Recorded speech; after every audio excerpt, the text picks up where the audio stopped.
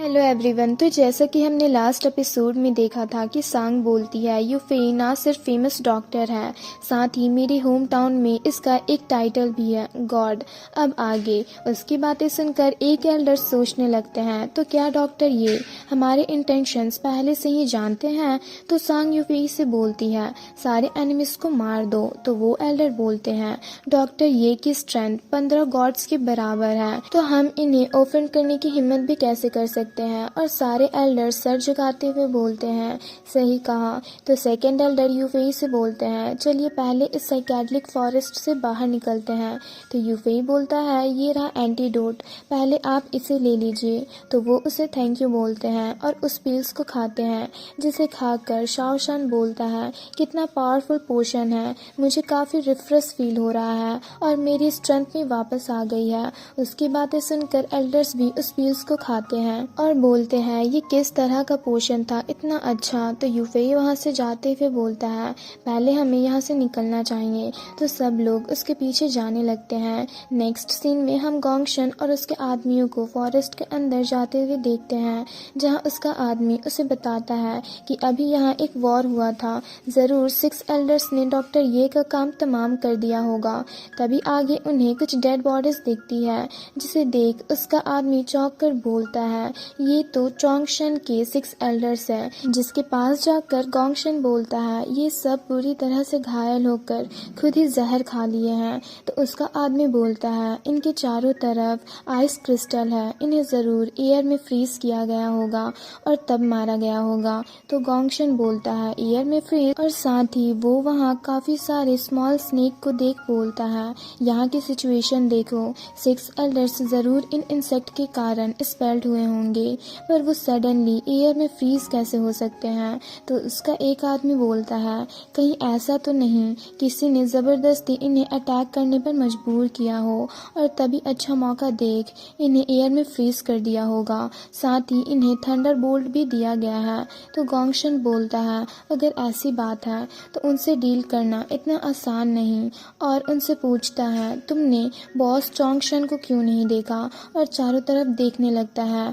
तभी गोंगशन उन demon snake को मरा देख चौंक जाता है। तो उसका एक आदमी चौंक कर बोलता है ये तो 2 हेडेड मैजिक पाइथन है। तो दूसरा आदमी बोलता है 2 हेडेड मैजिक पाइथन काफ़ी पावरफुल मैजिकल इल्यूजन क्रिएट करते हैं और ये भी यहाँ मरे पड़े हैं। तो गोंगशन बोलता है 6 एल्डर्स इन 2 हेडेड पाइथन का वेट कर रहे थे ताकि ये पावरफुल इल्यूजन क्रिएट करे और वो उन पर अटैक कर सके, पर अनएक्सपेक्टेडली उसे इन डीमन स्नैक्स के मैजिक से कोई डर नहीं था। तभी उसका एक आदमी उसे बताता है कि बॉस चोंगशन भी मिल गए हैं और वो भी मारे गए हैं। तो एक आदमी उसके पास जाकर बैठता है, तो दूसरा आदमी बोलता है बॉस चोंगशन के बॉडी पर एक भी घाव नहीं है, इन्हें ज़रूर अटैक करके मार दिया गया होगा जब वो यहाँ से भागने की कोशिश कर रहे होंगे। तो वहीं खड़ा एक आदमी बोलता है चोंगशन डा युआन डांजिंग कल्टीवेशन में थे, तो किसने ऐसा किया होगा कि इनके पास भागने तक का चांस नहीं था सिवाय खुद जहर खाकर मरने का। ज़रूर वो जिनडान स्टेज का कल्टीवेटर होगा जिसने 6 एल्डर्स को ये करने पर मजबूर कर दिया।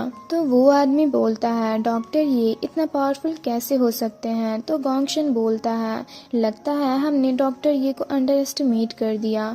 तो उसका एक आदमी बोलता है यंग मास्टर क्या अब भी हम उन्हें फॉलो करें।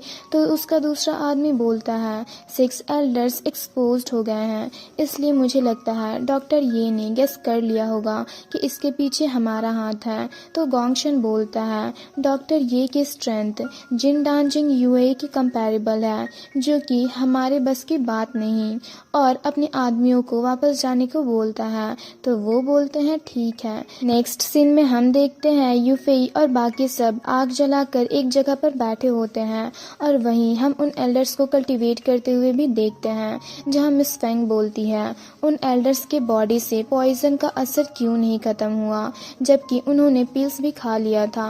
तो सांग बोलती है उनकी एम्यूनेशन को तुम हमारी यूफेई के साथ कंपेयर कैसे कर सकती हो।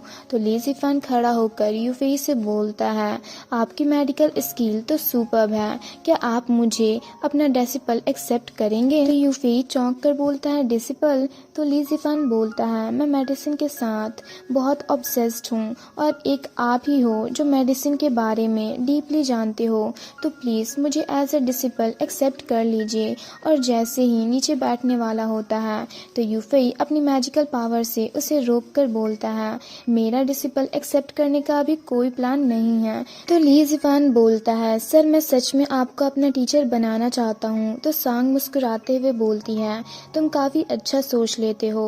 तो ली जिफान बोलता है मैंने भी 22 साल की उम्र में मेडिसिन के कुछ सक्सेस अचीव किए हैं और यही नहीं, मैं ओहारा SLR में भी एंटर कर चुका हूँ, इसलिए मेरी फ्यूचर पोटेंशियल किसी से कम नहीं होगी। तो सांग बोलती है मैंने 18 साल की उम्र में ही ओहारा SLR में एंटर कर लिया था और तुम्हारी शाओ युआन SLR क्या है। तो ली जिफान काफ़ी गुरूर से बोलता है बस कुछ लोग ही तियानवु एम्पायर में मेरी मेडिकल टैलेंट के कंपैरेबल है। तो सांग बोलती है तुम्हें पता है मेरे होम टाउन में कितने लोगों ने हेवन को भी सरपास कर लिया है, पर फिर भी वो यूफेई को फॉलो करना चाहते हैं। मुझे नहीं पता कितने लोग चाइनीज मेडिसिन में तुमसे अच्छे हैं, पर कोई भी यूफेई के आंख को नहीं देख सकता। तो अच्छा होगा तुम इसे सेव करके रखो। सांग की बातें सुनकर मिस फेंग चौंक कर सोचने लगती है क्या सिस्टर सांग से भी ज्यादा स्ट्रॉन्ग जीनियस डॉक्टर ये को फॉलो करना चाहते हैं। तो शाओ शान भी बोलता है यहाँ तक कि ऐसे लोग भी डॉक्टर ये को फॉलो करना चाहते हैं, ये सच में काफी टैलेंटेड है। तो सांग मिस फेंग से बोलती है यूफेई की आई साइट बहुत हाई है, क्या तुम एक चांस लेना चाहोगी। तो मिस फेंग मुस्कुराते हुए यूफेई को देखने लगती है। तो ली जिफान यूफेई से बोलता है मेरा एम इमॉर्टल वे के पीक तक पहुंचना है। तो यूफेई बोलता है मुझे और भी बहुत सारे काम करने हैं, इसलिए मेरे पास डिसिपल एक्सेप्ट करने का टाइम नहीं है। तो ली जिफान बोलता है तो मैं भी आपके हर काम में मदद करूंगा, अब जहाँ जाओगे वहाँ जाऊंगा। तभी ली जिफान का एक आदमी काफ़ी मायूस होकर बोलता है यंग मास्टर बस आप ही मेरे युआन तियान सेक्ट की उम्मीद हो। तो ली जिफान उसे चुप रहने के साथ बोलता है डॉक्टर ये के जैसा मिराकल डॉक्टर को फॉलो करना मेरे लिए ऑनर की बात होगी। तभी यूफेई चिकन पकाते हुए बोलता है तुम मेरे फॉलोअर बनना चाहते हो, और उस चिकन को मिस फेंग की ओर करता है और जैसे ही मिस फेंग उसे खाने जाती है तो यूफेई उसे खुद ही खा लेता है। तो ली जिफान बोलता है डॉक्टर ये आप फिक्र मत कीजिए, मैं आपको सेटिस्फाइड करूंगा। और सोचते हुए बोलता है बस डॉक्टर ये को फॉलो करके ही मैं पीक तक पहुंच सकता हूं। नेक्स्ट सीन में हमें सुबह में माउंटेन का सीन दिखाया जाता है जहां सारे एल्डर्स बोलते हैं अब हम यहाँ से चलते हैं। तो सेकेंड एल्डर बोलते हैं तो क्या आप सच में 5 कलर स्काई लोटस को अब नहीं ढूंढना चाहते। तो वो ग्रीट करते हुए बोलते हैं नहीं अब हम नहीं जाएंगे। तो सेकंड एल्डर भी उन्हें ग्रीट करते हुए अच्छे से जाने को बोलते हैं और वो लोग काफ़ी उदास होकर आपस में बातें करते हुए जाने लगते हैं कि डॉक्टर ये के आगे हम कुछ नहीं, इसलिए पर्पल एलिक्शियर हमारे बस की बात नहीं, और वहाँ से चले जाते हैं। तो सेकंड एल्डर बोलते हैं अब हमें भी यहाँ से चलना चाहिए। तो ली जिफान बोलता है यही सामने के सनसेट वैली में है और अब बस एक दिन और लगेगा। तो यूफेई बोलता है चलो चलते हैं। नेक्स्ट सीन में हम सांग को देखते हैं जो कुछ स्नेक्स को मारती है और वहीं मॉन्क भी अपनी पावर का यूज करके उन पर अटैक करते हैं। तो सेकंड एल्डर बोलते हैं मुझे नहीं पता डिवाइन डॉक्टर ये किस इमॉर्टल सेक्ट से आए हैं। नेक्स्ट सीन में हमें एक नदी का सीन दिखाया जाता है जहां सब पहुंचते हैं। तो ली जिफान बोलता है यही है सनसेट वैली और 5 कलर स्पिरिट फॉक्स भी इसी के अंदर है। तो मिस फेंग उससे पूछती है क्या हम अपने डेस्टिनेशन पर पहुंच गए। तो ली जिफान बोलता है हाँ, और वो सब उस वैली के अंदर जाने लगते हैं। नेक्स्ट सीन में हमें सनसेट वैली का सीन दिखाया जाता है जिसके अंदर जाते हुए ली जिफान एक जगह पर रुक जाता है।